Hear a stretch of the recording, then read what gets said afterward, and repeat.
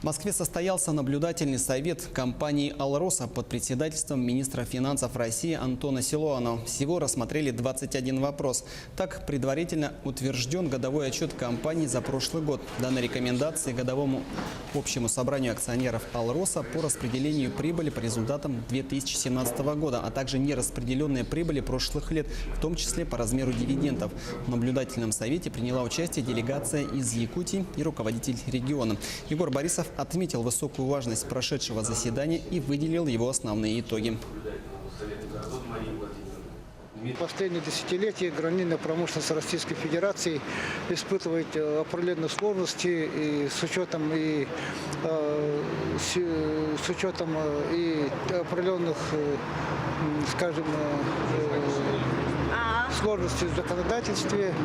С другой стороны, речь идет о тех организационных вопросах, которые мы в последние годы пытались решать, но они не доведены до завершения. Поэтому сегодня принято решение, все-таки непосредственно компания «Алроса» должна участвовать в этом.